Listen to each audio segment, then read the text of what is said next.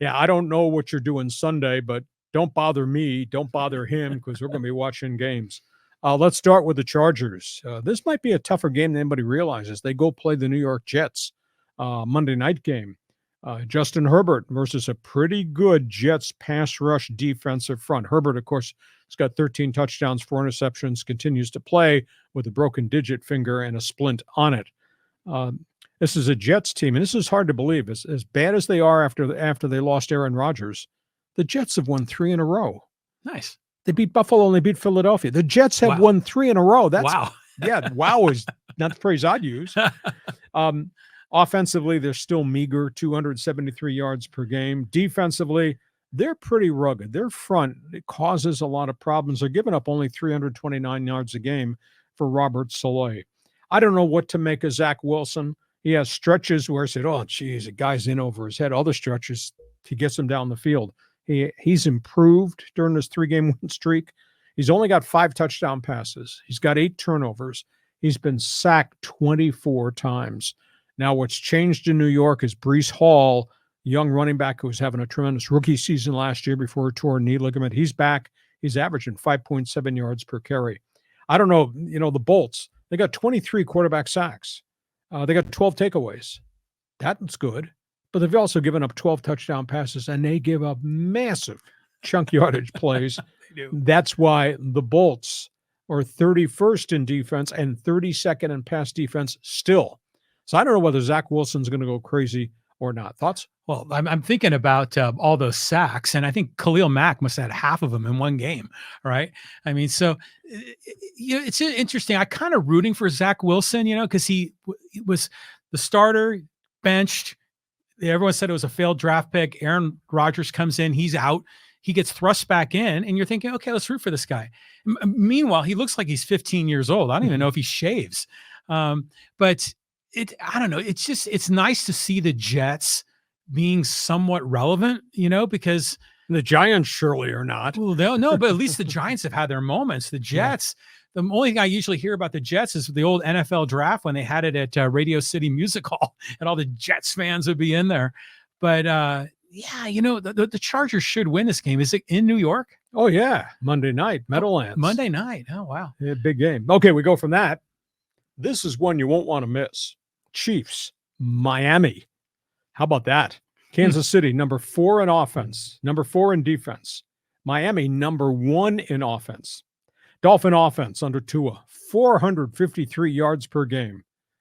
And they're running the ball. He's thrown for 301 per game.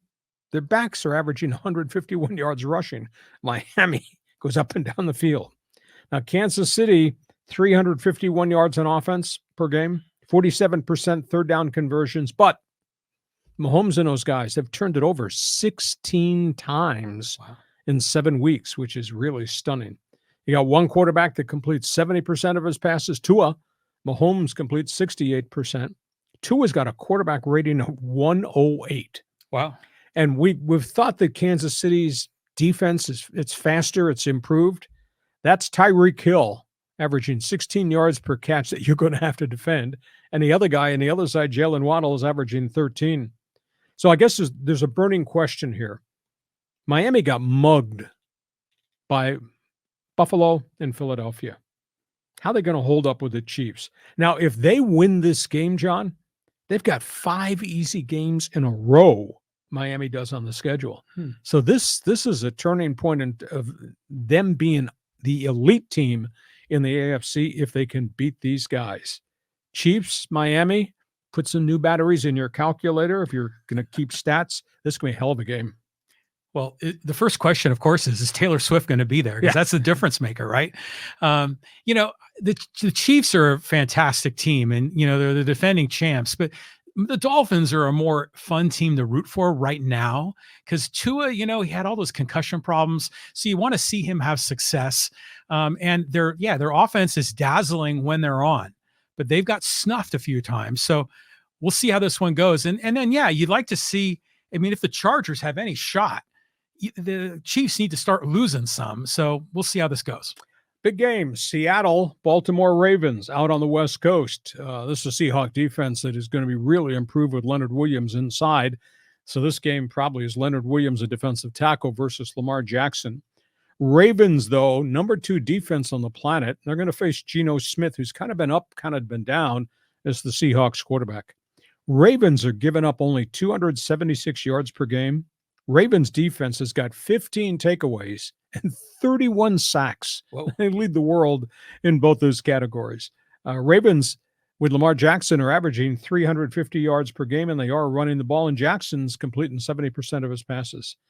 Boy, Seattle's schedule. They got to play the Ravens, and then still to come, in a 3-week span, they got the Niners, the Cowboys, and the Niners again. Ooh. So, I mean, they could really be on a tailspin if they get beat here. But the game, of course, is on the West Coast. Yeah, so this will be a good one. I mean, I'm going to be pulling for the Seahawks in this game. Baltimore is clearly the better team here, but they're the Seahawks in that 12th man and that kind of vibe in that stadium is a lot of fun and it's cool. So we'll see what happens here. Is Geno Smith going to lead them to victory? We'll find out. Geno Smith's going to face a defense, like I said, has got all those sacks and all those takeaways. Cowboys-Eagles, NFC East game. Boy, Dak has had back-to-back big games. Dak Prescott. CD Lamb is red hot. He's averaging almost 14 yards per catch. Dak is completing 70% of his passes over the last 2 weeks. Dallas's defense, Dallas's pass rush is pretty fierce. They got quarterbacks are only completing 58% of their passes against Dallas's defense. Dallas's defense has given up only 287 yards per game. So Jalen Hurts may be running for his life a little bit. But that being said, Philly's defense, they got 25 sacks. So we'll see if they slow down Dak Prescott. I don't think this is going to be a fun game in terms of explosive chunk plays because I think these quarterbacks are both going to be under siege. Yeah, I don't know what to make of Dallas. I mean, some games they look like they set the world on fire, and other times they just get smoked.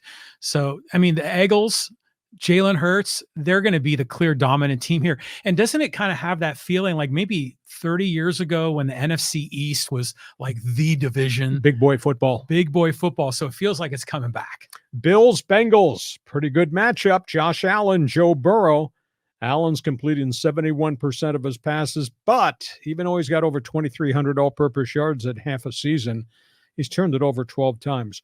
Burrow looks healthy, back-to-back big games. In fact, since he has won 3 straight, Jamar Chase, nobody can cover him. But this schedule is pretty doggone tough for Cincinnati because in this chunk of time here, they get the Bills on Sunday. Then they got to play Baltimore's defense. They got to play Jacksonville, which has become really feisty. So Josh Allen versus Joe Burrow. That'll be a fun game. It'll be a lot of fun. I mean, this is a game that you've kind of figured going in, both teams would be like 6-1 or something like that. And the Bengals are, had that rough stretch. I think they're better now, right? They beat the Niners. And then the Bills don't seem to be quite as dominant as they were the previous year. So this was a key playoff game. This was the game where they had that big injury with Hamlin, right? Right. Yeah. So this a lot of memories and a budding rivalry here, but I'm in on Joe Burrow. I want to see the Bengals rise back up and be a dominant team. So is it true that what I read on social media about you?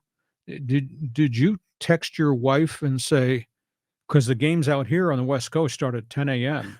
Did you text her, do not bother me between 10 a.m. and 10 p.m. on Sunday. I'll see you Monday morning. Yeah, exactly. And really, if I count all the college football, it really starts at 9 a.m. on Saturday. Okay. Hey, you like NFL football? You got a statement to make? Jump and join us on Fans Forum. Give us an impression. We'll be jumping to the Fans Forum segment real shortly.